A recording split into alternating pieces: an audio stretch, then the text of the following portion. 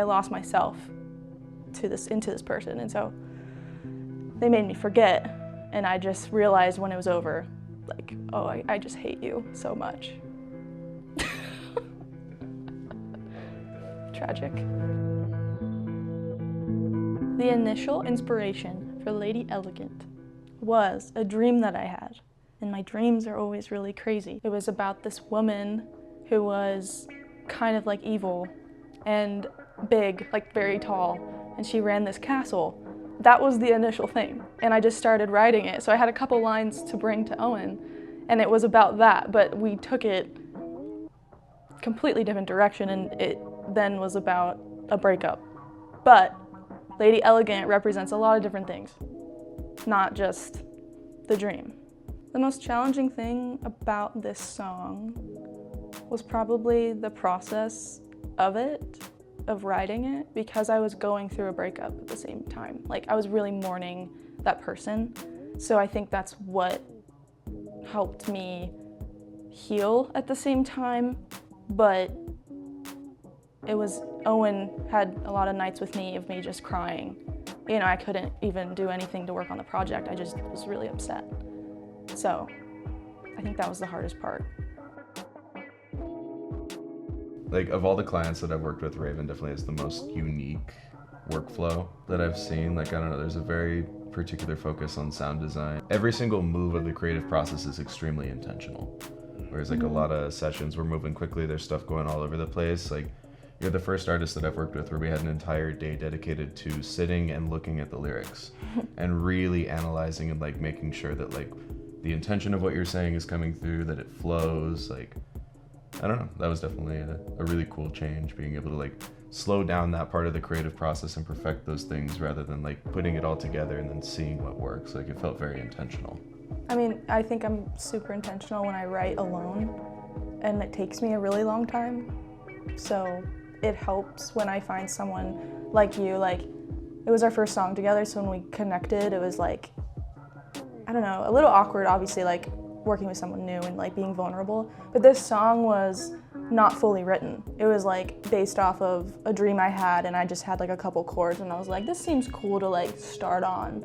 And then I went through a really bad breakup, and then he was just like a good homie through the whole process of like my heart being torn apart, and it helped every time, specifically with this song, to like be in the studio and like you have my back and in recording and just like learning a new sound. I think it was a new sound too for me. And Owen's really good at like pulling words out of my head that like, I'm ironically really good with lyrics when I have my time being alone and writing, but when it comes to like vocabulary in person of like, this is what I'm trying to say, he like gets it, even though, yeah, it's like really nice to have someone pull that out of my head without me having to sit there and try to explain it like I am right now. Like, he already knows, I know he already knows. But yeah, that was really nice. Yeah, so when we started Lady Elegant, we started with the guitar. Ravin already had a little bit of an idea of how she wanted to lay that out. And we knew going in that we wanted there to be big percussion sounds, but never a section that felt like there was like driving drums. So we spent a lot of time picking out different toms, we recorded the kick sample. Like, I went and just stomped on the ground. We pitched that down and used that as the kick sample for it. Then we added in the piano, started adding in like the saxophone layers, little revs of reverb and stuff like that to kind of create motion, but without it getting too busy, to leave as much room as possible for Ravin. Yeah, from there we started layering in lyrics and vocals. I feel like that took the longest just because we were really particular about how we wanted the rhythms and the articulations of certain things to go. A lot of cool uses of space, definitely stuff that I wasn't used to as a producer, which was super fun to kind of experiment with. Okay, if we start the line here, what do we do in this space to make that transition make sense? And it just kind of kept coming together from there. I think as an artist, sound-wise, I've never really, like going into it, I have some people references in mind, but I've never like gone into it with this intention of like, I have to do this.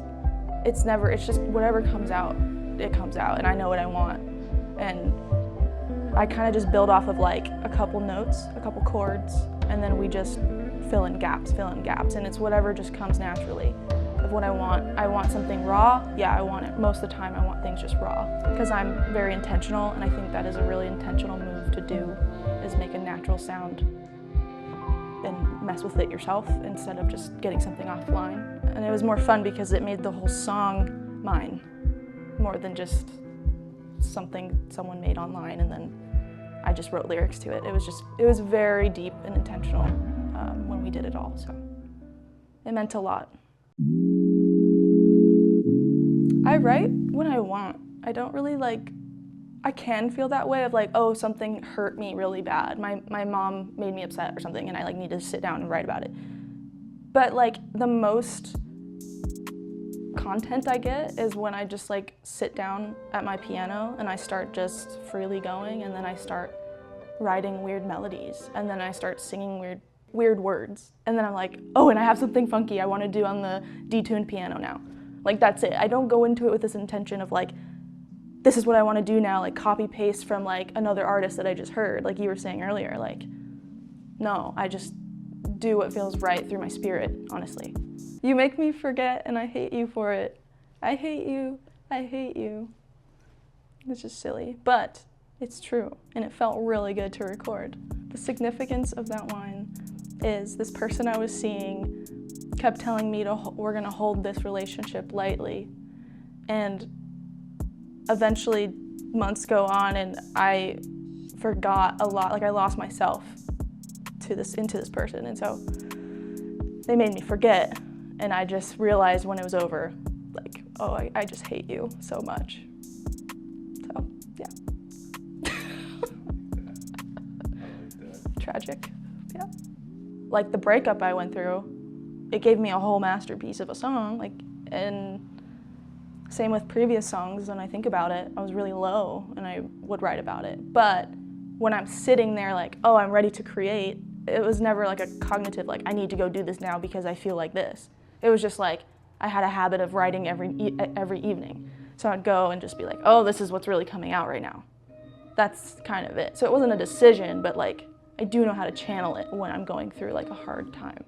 Or poetry. I've been really into writing poetry, so. I got into writing poetry a couple years ago, and since I moved to LA, I've been going to a poetry night, and it's really helped me build a community and just learn about writing and how it's for everyone and anyone about anything. And it's really deep, and it's really hard to hear some poems from some people that I've heard, and it reminds me of, my life is hard, but what they just said was pretty crazy. And it's cool how they go together, songwriting and poetry. It really is this ebb and flow type thing. I can write a poem and I pull pieces from that poem and now I'm writing my song. And vice versa, I've written songs and then I'm making this into a really cool poem. And that in Lady Elegant, we do have a poem that I wrote. A poem is tagged along with the song. So I have a poem coming out with a visual thing that was really cool by the ocean that we did, and then the song itself.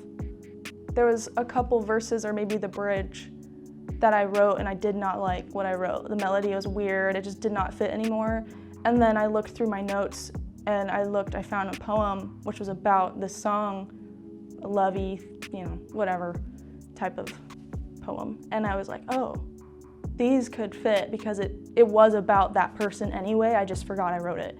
And so we fit those lines in for the song. So it is in the poem and it's in the song, so you can hear those two as parallels if you listen to the poem and the song.